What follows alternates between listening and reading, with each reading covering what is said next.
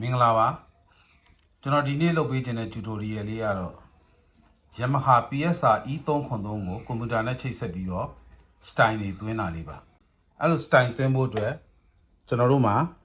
ကွန်ပျူတာတစ်လုံးရှိရမယ် E373 မှာသုံးလို့ရမယ့် style တွေရှိရမယ်ပြီးတော့ USB printer ကြိုးတစ်ချောင်းလိုတယ်ဒီကောင်လေးကတော့ USB printer ကြိုးပါကွန်ပျူတာဆိုင်ထဲမှာမေးဝယ်လို့ရပါတယ်ဒီ printer ကောင်းလေးကို keyboard မှာတက်မယ်ဒီဘက်က USB ကောင်းလေးကိုကွန်ပျူတာမှာတက်မယ်ကျွန်တော်ပထမဆုံးဒီ USB printer ကောင်းလေးကို303ရဲ့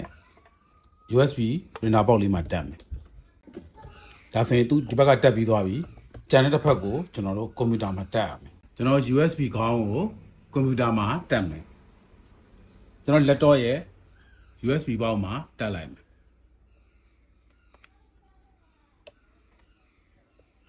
ဒါဆိုရင်ကွန်ပျူတာနဲ့ keyboard နဲ့ကိုကျွန်တော်တို့ချိတ်ဆက်ပြီးသွားပြီကျွန်တော်ကွန်ပျူတာနဲ့ချိတ်ပြီးဆိုရင်ကွန်ပျူတာမှာကျွန်တော် music downloader ဆိုတဲ့ software လေးကို Yamaha website ကနေပြီးတော့ free download ရတယ်အဲ့ဒါလေးကို down ပြီးတော့ကျွန်တော်သွင်းထားရမယ်အဲ့ဒီကောင်လေးကိုကျွန်တော်သွင်းထားပြီးနှစ်ချက်နှိပ်လိုက်မယ်နှစ်ချက်နှိပ်လိုက်ရင်ဒီမှာပွင့်လာပြီပွင့်လာရင်ကျွန်တော်ဒီမှာ electronic musical instrument ဆိုတာရှိတယ်အဲ့ဒါလေးကိုကျွန်တော်တစ်ချက်နှိပ်လိုက်မယ်သူဒီမှာ setting လုပ်နေပေါ်လာပြီအဲ့မှာ flash memory ကိုနှိပ်မယ်ညာဘက်က flash memory ရွေးမယ်ဘက်ကလေးနှစ်ချက်နှိပ်မယ်ဒါဆိုရင်ကျွန်တော် style သွင်းလို့ရပြီအဲ့မှာ edit file ကိုနှိပ်မယ်ဒါဆိုကျွန်တော်ကွန်ပျူတာထဲမှာကျွန်တော်ထည့်ထားတဲ့ဟာတွေပေါ်လာပြီဒီကြရင်ကျွန်တော် sound တွေသွင်းလို့ရတယ် style တွေသွင်းလို့ရတယ်လောဆယ်ကျွန်တော် style သွင်းတာကိုတစ်ချက်ပြမယ်ကျွန်တော်နမူနာသွင်းပြတာဖြစ်တဲ့အတွက်အများကြီးတော့မသွင်းပြတော့ဘူးကျွန်တော်ဒီတွေကစစ်အိတ်ရယ်တချံရယ်အဲ့နှစ်ခုပဲကျွန်တော်နမူနာသွင်းပြလိုက်မယ်အဲ့ဒါကိုကျွန်တော် open နှိပ်လိုက်မယ် open နှိပ်လိုက်ရင်ဒီမှာပေါ်လာပြီကျွန်တော်ဥမာဒီကောင်အနည်းဆုံးအခု90နဲ့အထက်သွင်းလို့ရပါတယ်ဒီကောင်လေးနှစ်ခုကိုကျွန်တော်ဆက်လုပ်လိုက်မယ်ရှစ်ကိုနှိပ်ပြီးတော့ထပ်ဆွဲမယ်ဒီကောင် move နှိပ်လိုက်တာနဲ့ keyboard ထဲကိုရောက်သွားမှာဖြစ်တယ်ကျွန်တော် move ကိုနှိပ်လိုက်မယ်အဲ့ဒီချိန်မှာ keyboard မှာက computer move လို့ပေါ်နေရမယ် move လေးကိုကျွန်တော်တစ်ချက်နှိပ်လိုက်ဒါဆိုရင်ဒီဘက်ထဲကိုသူ style လေးသွင်းလိုက် move ဆိုတာကိုတစ်ချက်နှိပ်လိုက်ရင် तू က transmit လုပ်မှတေးကြလားပေါ့ keyboard ထဲကိုထည့်မှတေးကြလားပေါ့သူမေးလာတယ်အဲ့မှာကျွန်တော် okay ကိုတစ်ချက်နှိပ်လိုက်မယ်ဒါဆိုရင်ကျွန်တော်ရပြီဒီကောင်ပြန်ဒီဟာပြန်ပိတ်လိုက်တော့မယ်ကျွန်တော် USB တက်ထားတာကိုပြန်ဖြုတ်လိုက်မယ်ဒါဆိုရင် keyboard ထဲကကျွန်တော် function ကိုတွားမယ် function ထဲမှာကျွန်တော် function ထဲမှာတောက်ချောင်းနှိပ်ဆိုနောက်ဆုံးနားမှာပဲနည်းနည်းတော့စိတ်ရှိရမယ်အဲ storage ထဲနောက်မှာကတ်ရဲ့ style registry ဆိုပြီးပေါ်လာရက်ထားလိုက်အဲတွတ်သူအမှပေါ်လာတယ်ခုနကျွန်တော် save modern ရဲ့တင်းကြံရဲ့နှစ်ခုပေါ်လာပြီဒီနှစ်ခုပဲကျွန်တော်အရင်သွင်းပြလိုက်မယ်ဒီ save modern ကိုကျွန်တော်သွင်းမယ်ဆိုရင်ကျွန်တော်ဒီက 0 ကိုနှိပ်လိုက်0နှိပ်လိုက်ရင်သူက load to ဆိုပြီးပေါ်တယ်အဲ့မှာ0ကိုတစ်ချက်ထပ်နှိပ်မယ်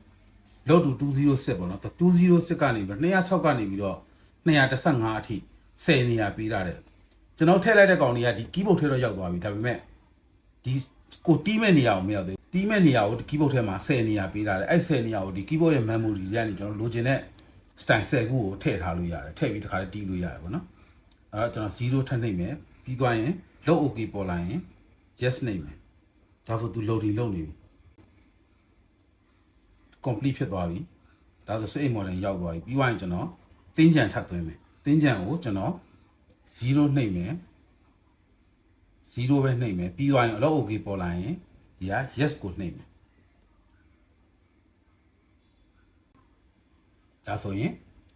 ကျွန်တော် keyboard ထဲမှာရောက်သွားပြီအဲ့ဒါကိုကျွန်တော်စစ်ချင်ရင်ဒီမှာ style မှာ236 အဲ့ဒီမှာ save model ပေါ်လာပြီဒါလေးကိုဖွင့်ကြည့်မယ်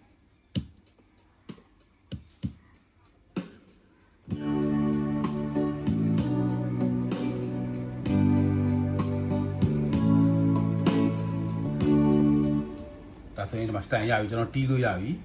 ပြီးသွားရင်ကျွန်တော် yes ကိုထပ်နှိပ်လိုက်မယ်တကြံ style ပြောင်းမယ်ဒီမှာစမ်းကြည့်မယ်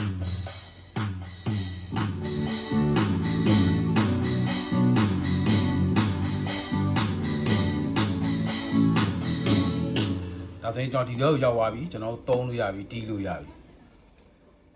303နဲ့ကိုကွန်ပျူတာနဲ့ style တွေဘယ်လိုသွင်းရမလဲဆိုတာကို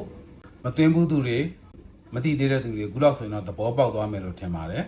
အစင်မပြေတာများသိလို့တာများရှိရင်ကျွန်တော် comment မှာမေးခဲ့လို့ရပါတယ်ကျွန်တော်ပြန်ဖြေပေးပါမယ်နောက်ထပ်လည်းကျွန်တော်ဒီလိုဗီဒီယိုတွေတင်အောင်မှာဖြစ်လို့ကျွန်တော် channel လေးကို subscribe လေးတွေ like လေးတွေနှိပ်ပေးပါဦးကြည့်ရှုပေးတဲ့မိတ်ဆွေအားလုံးကိုကျေးဇူးတင်ပါတယ်နောက်ဗီဒီယိုမှာကျွန်တော်ပြန်ဆုံကြပါမယ်